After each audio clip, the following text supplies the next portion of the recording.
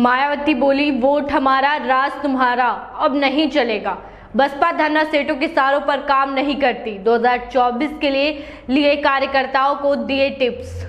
नमस्कार, मैं माही Tripathi, wisdom news में आपका स्वागत है। आपको बता दें कि लखनऊ में गुरुवार को लोकसभा चुनाव को लेकर बसपा प्रमुख मायावती ने पार्टी के पदाधिकारियों और कार्यकर्ताओं के साथ बैठक की। इस दौरान मायावती ने कहा है कि वोट हमारा राज तुम्हारा कि जो मौजूदा स्थिति है अब वह आगे नहीं चलेगा। इसके खिलाफ बसपा गांव-गांव अभियान चलाएगी। बसपा प्रमुख ने स्टेट और फिर उसके बाद मंडल व जिलेवार समीक्षा की रिपोर्ट का फीडबैक लिया। उन्होंने कार्यकर्ताओं से यूपी को बीजेपी मुक्त बनाने का संकल्प दिलाया। कहा है कि भाजपा चुनाव जीतने के लिए सरकारी मशीनरी का दुरुपयोग कर रही है, यह बेहद चिंताजनक है। इसका जवाब लोकसभा में जनता देगी। देश में बेरोजगारी, महंगाई और गलत सरकारी नीतियों से जनता त्रस्त है। बीएसपी पूंजीपतियों के इशारे पर काम नहीं करती। मायावती ने निकाय चुनाव में मिले समर्थन के लिए जनता का शुक्रिया अदा किया। उन्होंने कहा है, सत्ताधारी बीजेपी चाहे जो भी दावे करे, वास्तविकता यह है कि ओबीसी आरक्षण, महिला सीटों के आरक्षण के साथ साथ शुरू से अंत तक इस चुनाव को हर प्रकार से मैनेज और मैनिपुलेशन करने का प्रयास किया गया है। बीएसपी दूसरी पार्टी की तरह बड़े बड़े उद्योग और पूंजीपतियों और धन्ना सेठ के इशारों पर काम नहीं करती है। मायावती ने कहा है कि मेयर का चुनाव भी यदि ईवीएम की जगह बैलेट पेपर से होता तो नतीजे कुछ और होते। आगरा और सहारनपुर के मेयर चुनाव में बसपा को घिनौना षड्यंत्र करके हरा दिया गया। पार्टी कार्यकर्ता चुनावी खर्च के लिए पार्टी को आर्थिक रूप से मजबूत रखने को कभी ना भूलें। मायावती ने चुनाव आयोग से खासकर सरकारी मशीनरी के दुरुपयोग को संविधान व कानून के खिलाफ धर्म का राजनीति में बढ़ते प्रभाव और प्रभावी अंकुश लगाने की अपील की। इस बार निकाय चुनाव से पहले मायावती सोशल मीडिया पर एकदम से एक्टिव हुई। चुनाव की तारीखों के ऐलान के बाद उन्होंने सबसे पहली लिस्ट जारी की। इसके बाद अनुमान लगाए जा रहे थे कि मायावती और बसपा के बड़े चेहरे दमखम के साथ चुनाव में उतरेंगे, लेकिन ऐसा नहीं हुआ।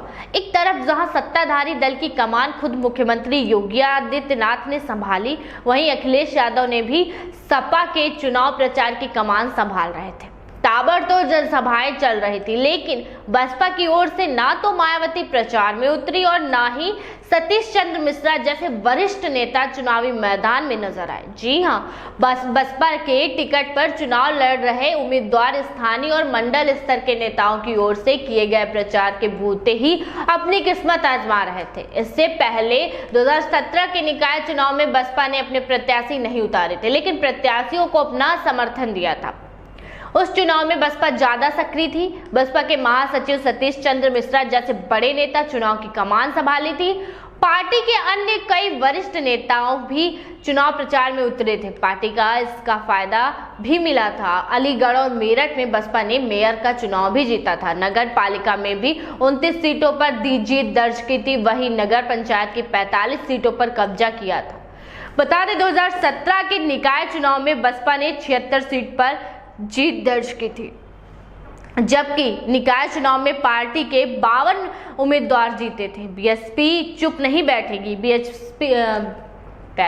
बीएसपी चुप नहीं बैठेगी, बीजेपी को जवाब देगी। मायावती बोली हैं, बैलेट पेपर से चुनाव होता तो मेयर भी जीतते। जी हां, यूपी निकाय चुनाव के बाद बसपा प्रमुख मायावती का पहला रिएक्शन आया है। इसमें उन्होंने बीजेपी सरकार पर चुनाव में धांधली का आरोप लगाया है। मायावती ने कहा है, सरकारी मशीनरी का दुरुपयोग कर यह चुनाव जीता गया है। जी हां, बीएसपी चुप नहीं बैठेगी, वक्त आने पर बीजेपी को इसका जवाब जरूर मिलेगा।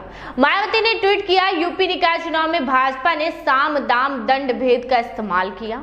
अगर यह चुनाव भी फ्री एंड फेयर होता तो नतीजों की तस्वीर कुछ और होती। बैलेट पेपर से चुनाव होने पर बीएसपी मेयर चुनाव भी जरूर जीतती।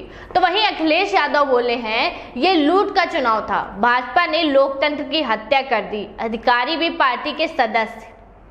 जी हां, निकाय चुनाव का रिजल्ट आने के बाद सपा सुप्रीमो अखिलेश यादव ने भाजपा पर कई आरोप लगाए हैं। अखिलेश ने कहा है निकाय चुनाव में भाजपा का लूट तंत्र सामने आया है, जगह जगह बेईमानी हुई, जिन सीटों पर हम हारे वहां हमारे मतदाताओं को वोट नहीं डालने दिए। जी हां, हमारे जो प्रत्याशी जीते उन्हें ही सर्टिफिकेट न देकर भाजपा के हारे हुए प्रत्याशियों को दे दिया गया।